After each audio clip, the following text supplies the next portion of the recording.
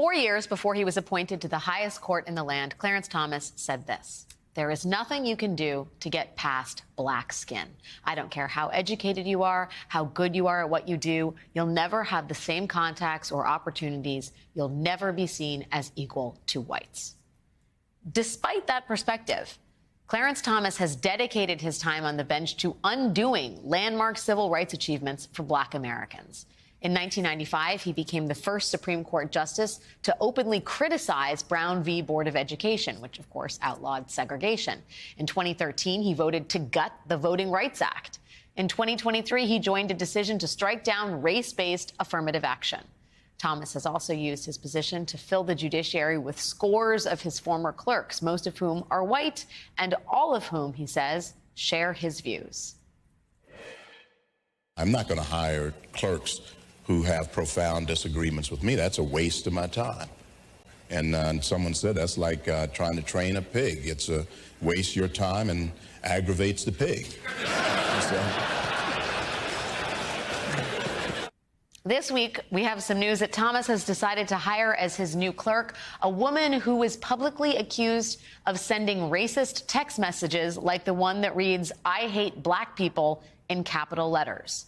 She is also someone Justice Thomas has described as nearly an adopted daughter. Joining me now is Mark Joseph Stern, senior writer covering the courts and the law for Slate Magazine. Mark, it's great to see you. I don't know where to begin with the racist text messages or the nepotism. Let's start just because there's a lot to talk about in the nepotism category. How unusual is it to hire a Supreme Court law clerk who once lived with you?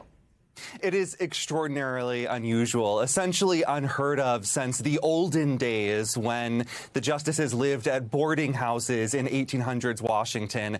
This is new territory, and I think it really shows just how enmeshed Clarence Thomas and Ginny Thomas are with their professional networks. Crystal Clanton came to the Thomases as an assistant to Ginny Thomas after she was pushed out of Turning Point USA for being too racist, and then grew into not only a confidant to Ginny, but also a friend and nearly adopted daughter to Clarence. Now he's elevating her to a clerkship, which positions her well for, first, a $500,000 bonus if she enters private practice, and about 10 years down the line, a judgeship under a future Republican president. So the stakes are very high, and in part because of that, justices usually go out of their way to hire based on merit to ensure that they are not just picking their friends and family. Obviously, Clarence Thomas does things differently. Clanton may be the most extreme example of that, but she's not the only example. Well, and you're right. It's important to point out what these clerks then go on to do, because in the immediate, it doesn't seem like a good idea to have a law clerk at the Supreme Court who's texted, "I hate black people," just for what that does to the court itself, which is suffering from a major PR crisis at best. But on the second, people who write text messages saying, "I hate black people," shouldn't be in the pipeline that is clearly in existence as it concerns these law clerks.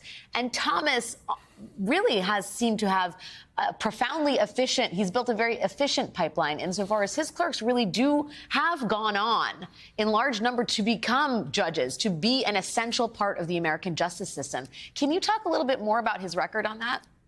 Yeah, so Clarence Thomas's clerkships are unique in that they sort of function as an indoctrination boot camp. And as that clip you showed earlier indicates, he doesn't hide this. He goes out of his way to select clerks who already agree with him. He actually has direct lines to conservative professors at law schools like Notre Dame who pick the most ideologically extreme and pure students and put them in the pipeline up to a future clerkship. Once they're there with Clarence Thomas, he instills in them this extreme far-right conservative philosophy, sends them on their way. Many of them do take these payouts in private practice. The bonus for a Supreme Court clerk right now is about $500,000 for your first year. But then they find their way back into public service, quite frequently in the form of a judgeship. Donald Trump and his advisors went back time and again to Clarence Thomas's former clerks to pick judges, and they have consistently proved to be some of the most extreme on the bench. Judges like James Ho in the Fifth Circuit, who wrote a decision arguing that the courts should abolish access to the abortion pill in all 50 states.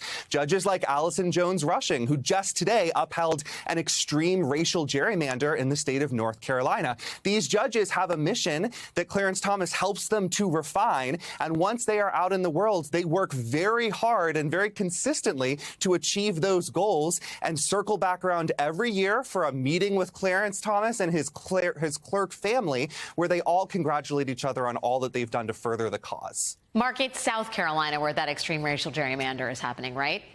Just Yes, want to be clear. Okay.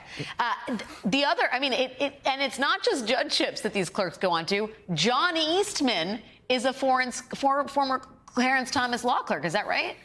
Yes, John Eastman, who's currently being disbarred from California because of his participation in trying to overturn the election. One of the more extreme examples, but a very good one. Another one is John Yoo, who wrote the torture memos under George W. Bush. Laura Ingraham, a hate monger on Fox News every night. Not all of these individuals go directly into the judiciary. They might work on trying to overturn free and fair elections or whipping up hatred against Muslim and immigrants. But either way, they are preaching from the gospel that Clarence Thomas helped to write. And I am sure that Crystal Clanton will be set along the exact same path once she graduates from this boot camp. This is Clarence Thomas's army, ladies and gentlemen. Hey, everyone. MSNBC has a new and improved app. You'll get real-time alerts and analysis, live blogs, in-depth essays, video highlights, and the best 2024 election coverage. Download the new MSNBC app. Here's how to do it. You tap on the App Store on your phone. You hit search on the bottom right corner. You type in MSNBC. You click on the MSNBC app. You click on Get